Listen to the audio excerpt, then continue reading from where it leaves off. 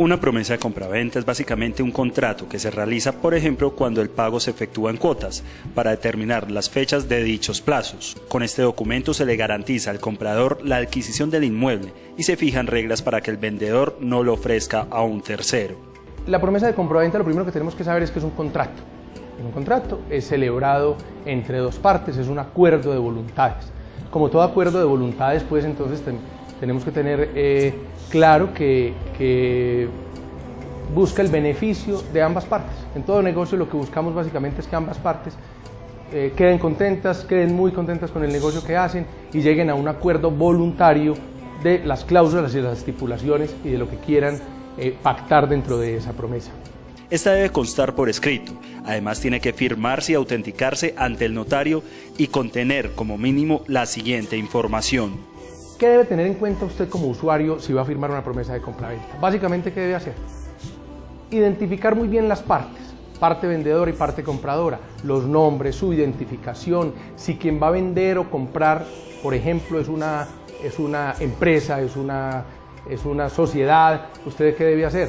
Verifique con el certificado de existencia y representación legal quién es el gerente, si el gerente tiene la facultad para hacer ese tipo de negociación, para comprometerse o no, las limitaciones en los montos. Si son personas naturales, la identificación debe ser clara y concreta. ¿Para qué esto? Para que no vayamos a tener problemas el día de mañana con un documento, firma o promete en venta a alguien que no sea el dueño o que no tenga el poder legal para actuar. Usted le puede comprar una propiedad al propietario, pero también la puede comprar a una persona que tenga poder para actuar. Verificar que tenga el respectivo poder, que el poder lo autorice y lo faculte para suscribir esa promesa de compraventa o para suscribir la escritura pública posterior. Otra cosa fundamental que deben tener en cuenta los usuarios es la tradición del inmueble. ¿Usted cómo lo adquiere? Consigue las copias de las escrituras públicas o el certificado de tradición. El certificado de tradición es un documento, para que lo entendamos, es como la historia médica de ese inmueble, es la historia legal de ese inmueble.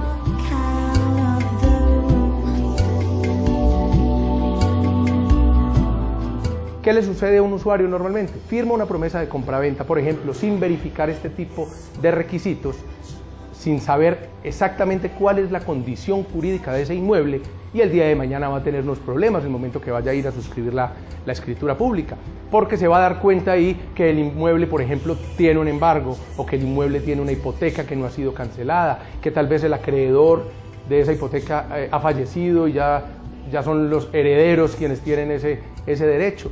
En la promesa de compraventa, entonces, cuando tiene limitaciones de dominio, debe estipularse claramente cuándo se van a solucionar esos inconvenientes que tiene el inmueble, a cargo de quién se va a hacer la gestión, los costos, quién los va a cubrir para cancelar la hipoteca o para levantar un patrimonio. Todos esos son elementos fundamentales. La promesa de compraventa tiene otro elemento muy importante y es el plazo. ¿Por qué? Esa es la manera de hacerla exigible. Entonces, en la promesa de compraventa, por ejemplo, se dice que promete en venta un inmueble ubicado en X o Y parte. Esa descripción del inmueble debe ser absolutamente clara. Debe estar limitada por sus linderos, debe tener el número de la ficha catastral o del folio de matrícula inmobiliaria, que es un elemento legal fundamental para que el día de mañana usted no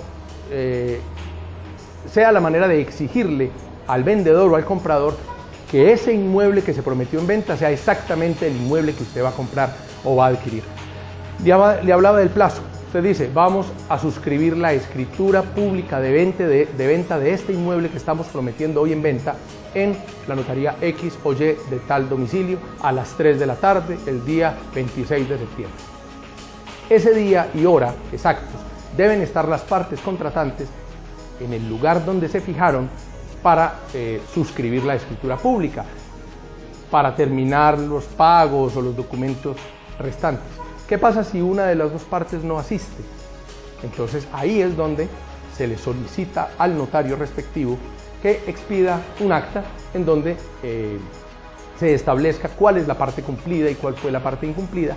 Ese documento es fundamental para que con la promesa y ese documento se haga el cobro, digamos, de la multa si se pactó o el cumplimiento de la promesa.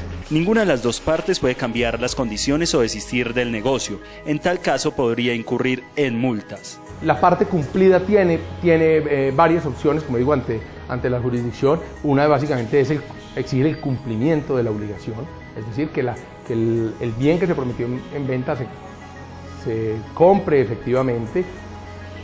Y la multa, pues la cláusula penal o la multa, básicamente es como el elemento, es un elemento de fácil utilización porque se establece de una vez, de manera anticipada, tasando cuáles son los perjuicios que se causarían por el incumplimiento, y entonces es un documento fácilmente exigible porque se convierte, como les decía, en un título ejecutivo. Es importante tener en cuenta que existen otros contratos cuyas pautas son de más cuidado. En ese caso es importante evaluar cuál es el tipo de negocio y asesorarse para evitar confusiones.